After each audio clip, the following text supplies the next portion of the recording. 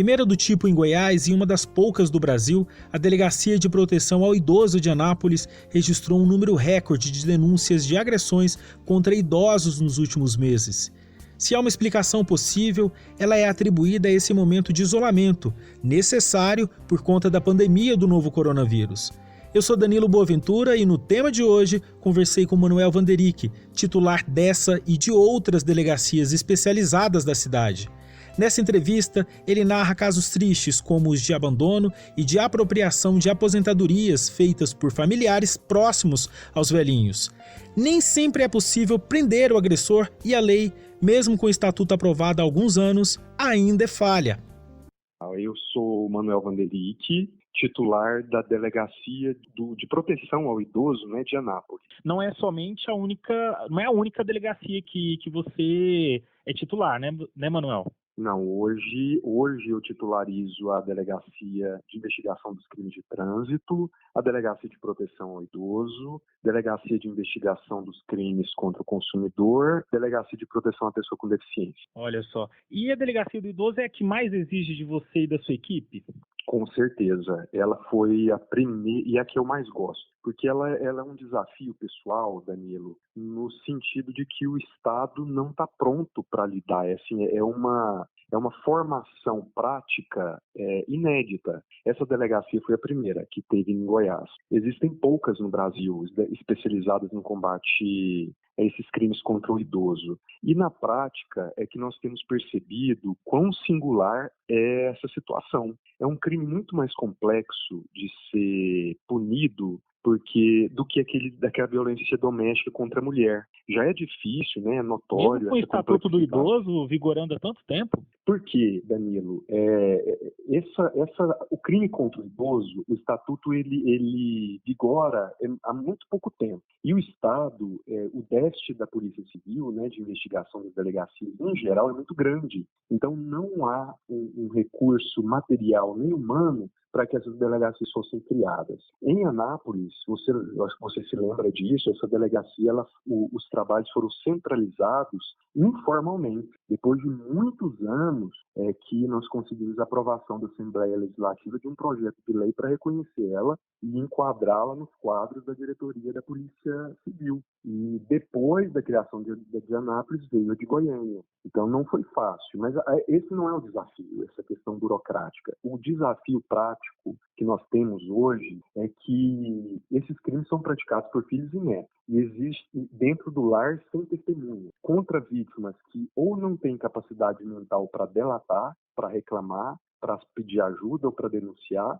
ou possuem um vínculo emocional tão forte com seus agressores que recusam a ajuda e negam a prática dos crimes. E além de você punir o agressor, que é o nosso trabalho legal e na teoria, existe a necessidade de resgatar essas vítimas e de oferecer uma assistência social. Então é um trabalho muito complexo, é um trabalho mais social e psicológico do que jurídico de fato. Entendi. E, delegado, nesse período de pandemia, aumentou muitos casos na delegacia, sobretudo comparado ao mesmo período do ano passado. Nós tivemos um aumento grande de mais de 30%, Danilo, mas já era esperado, porque nesse período de isolamento, a vítima ficou dentro de casa com o seu próprio agressor. Aumentou o consumo de álcool, aumentou o consumo de drogas ilícitas, e a vítima trancada com seu agressor sob esse efeito estressante, de falta de dinheiro, de desemprego,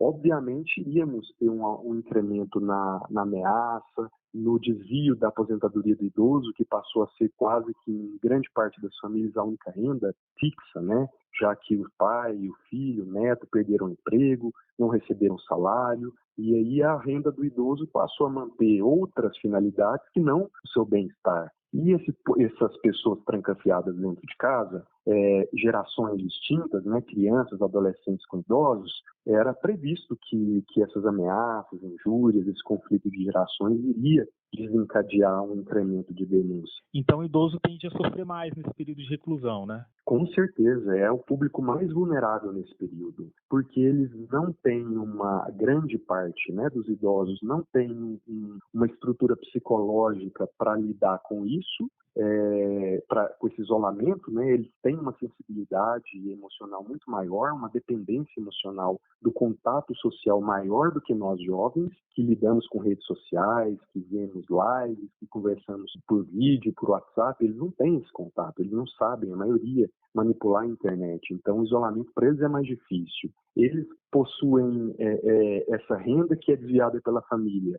Eles têm essa vulnerabilidade emocional de se sentir, mesmo sendo agredidos, Danilo, eles se sentem culpados por provocar esse conflito familiar. Então, a sensibilidade do idoso, a vulnerabilidade dele é muito maior do que o resto da população. Entendi. Delegado, a gente está falando hoje numa quinta-feira, mais propriamente no finalzinho da tarde, mas mais cedo você encontrou uma situação muito difícil de uma idosa de 82 anos que estava numa situação degradante e desumana, passando fome, inclusive. Como que vocês chegaram até esse caso? Esses casos, Danilo, como o de hoje, esse caso de hoje, aliás, ele não é pontual. Esses casos são recorrentes e acontecem muito, é uma rotina na nossa semana. Nós não levamos todas essas situações a público ou para a imprensa, porque nós ultrapassamos, né, superamos aquela fase inicial de trabalho da delegacia, onde era necessário divulgar os casos para mobilizar a população para que nós tivéssemos um número maior de denúncias, para divulgar o trabalho da delegacia, a atuação, conquistar credibilidade junto aos idosos, para que eles procurassem ajuda. Superada essa fase, nós não entendemos necessária mais essa divulgação diária. Mas esses casos que nós encontramos, como esse de hoje, é diário. A maior parte das denúncias, como foi essa de hoje, são denúncias anônimas, de vizinhos, de parentes distantes, que percebem o que está acontecendo e ligam na delegacia. Nós temos uma rotina diária, Danilo, de visitar todos os casos que nos chegam para confirmar a procedência e para tomar as providências criminais, né, de prisão, ou de resgate para um abrigo, ou de instalação de inquérito. Nesse período de pandemia, nós vivenciamos um conflito, porque os casos aumentaram, mas nós temos que ponderar também até onde é viável e oportuna a nossa atuação, para que nós não sejamos um agente transmissor da doença, né? Para o idoso, que é um público mais vulnerável a esse vírus. Então, hoje nós temos feito triagem e denúncias que aparentemente são mais graves e exigem uma postura imediata da polícia, nós estamos indo, mesmo nesse período de quarentena. Agora, crimes como ameaça, crimes contra a honra, desvios de aposentadoria, empréstimos, nós temos instaurado o inquérito policial e postergado as intimações e as visitas para que nós não sejamos um agente transmissor do vírus para essas vítimas. Entendi. Delegado, qual que é o procedimento que a delegacia adota contra alguém que se apropria de aposentadoria, como você estava falando agora há pouco, causa violência psicológica, deixa o idoso em uma situação degradante como essa que você cotidianamente tem encontrado? Danilo, parte dos crimes, especificamente esse de desvio de aposentadoria, de empréstimos, é um crime punido com a pena acima de 2 anos, de 4 anos, se eu não me engano. Então, quando nós pegamos uma situação de flagrante, a pessoa vai presa. O crime de injúria e ameaça, né, a violência psicológica contra idoso praticado, a maior parte, 99%, é dentro de casa, por parentes, né, a violência doméstica. Quando a vítima é mulher, nós invocamos a Lei Maria da Penha e descarta-se a aplicação da Lei 9.099, que é a dos juizados especiais, então não se permite a aplicação do PCO. Quando a vítima é mulher e o agressor é um parente, existe esse vínculo doméstico, na violência psicológica o autor também vai preso em flagrante. E nós temos também o crime de lesão corporal. O crime de maus tratos, isoladamente, Danilo, ele não permite a prisão do agressor, porque é um crime cuja pena é menor do que 2 anos. E aí nós temos que formalizar o PCO. É tão complexo e tão contraditória essa questão jurídica, como eu te falei, a novidade de tudo isso, né, a prática, foi tão reveladora que nós percebemos uma situação que nos fez mudar o nosso protocolo de atendimento. Por exemplo, no início eu percebia que o idoso que era maltratado pelo seu filho ou neto, a esse agressor era imposta no juizado uma pena alternativa, geralmente de multa. E nós começamos a perceber que quem pagava essa multa era o idoso, porque geralmente o agressor estava desempregado, o agressor fazia uma pressão psicológica na vítima para ela se sentir mais culpada ainda, e ela ia lá e pagava. Então, além de ser maltratada em casa, o Estado vinha pela segunda vez e punia essa vítima de novo com a pena pecuniária que era descontada da sua aposentadoria. Então, a gente teve que moldar a nossa atuação, mesmo que paralelamente a esse sistema legal que existe hoje. Porque nós percebemos, muito é complexo, Danilo. Impor a pena para o agressor é muito fácil, prender alguém em flagrante. Só que você convencer o idoso a aceitar ajuda é muito difícil.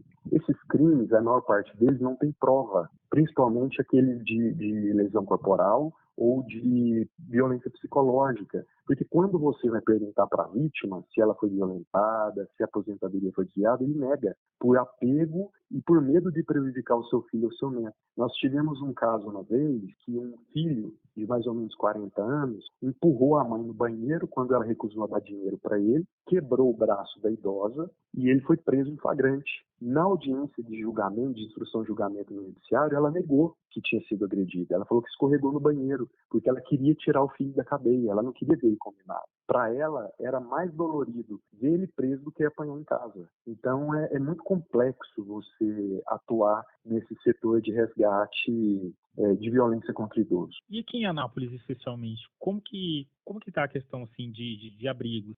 Até mesmo pelas conversas que a gente tem e pela atuação na secretaria, na delegacia, a gente sabe que há momentos em que o idoso realmente precisa ser retirado daquele ambiente. Como o caso de hoje, né? Hoje a agressora era a neta, a denúncia era que a idosa apanhava, ela negou, mas ela confidenciou que era ameaçada, que era xingada diariamente, que passava fome e que a neta desviava a aposentadoria. O único parente era essa neta, né, que aparentemente é usuária de drogas, a bisneta, que é uma criança, e uma outra filha, que é alcoólatra. Então nós não temos como deixar a idosa no local, ela tem que ser removida. Os abrigos hoje da cidade, Anápolis é muito bem servido de instituições. Ao longo desses anos, Danilo, a maior parte deles passou por uma reforma, por ampliação. Nós temos leitos suficientes para acolher esses idosos.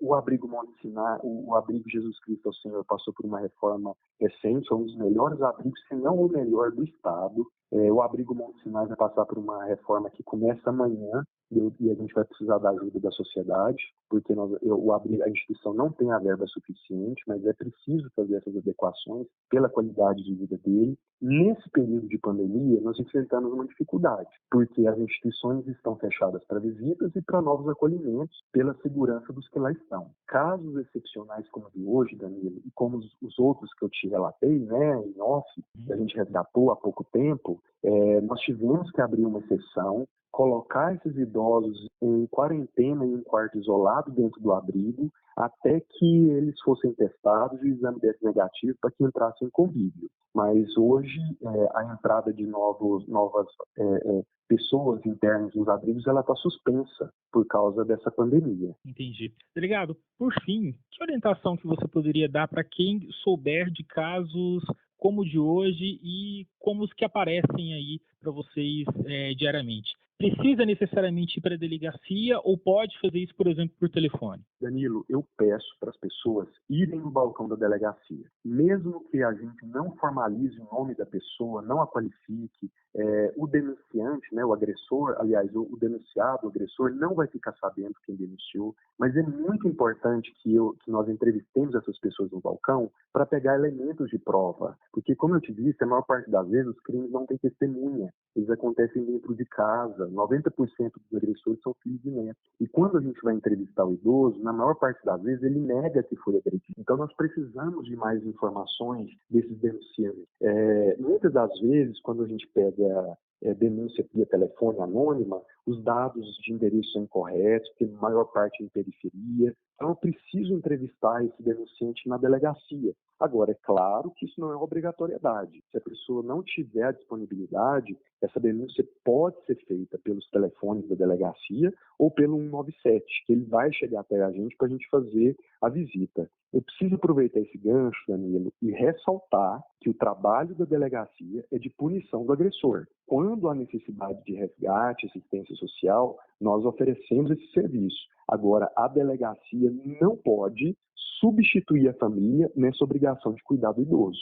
Nós estamos recebendo uma avalanche de procura de pessoas que não estão sabendo lidar com seus idosos, com Alzheimer, nesse período de isolamento, de pandemia, e querem transferir a responsabilidade para o Estado. É quase que diária procura de famílias que procuram a delegacia pedindo ajuda porque o idoso está custoso, porque o idoso não obedece, porque o idoso não para em casa, ou porque querem levar eles para os abrigos. Esse não é o papel da delegacia. Essas pessoas que não têm a responsabilidade de cuidar dos seus próprios velhos, não têm o amor por eles, mas não podem transferir essa responsabilidade para o Estado, sob pena, inclusive, de serem punidos, e estão tirando o nosso foco, a nossa atenção, de casos sérios como a gente divulga hoje. Idosos que, se não forem resgatados no dia, ele morre.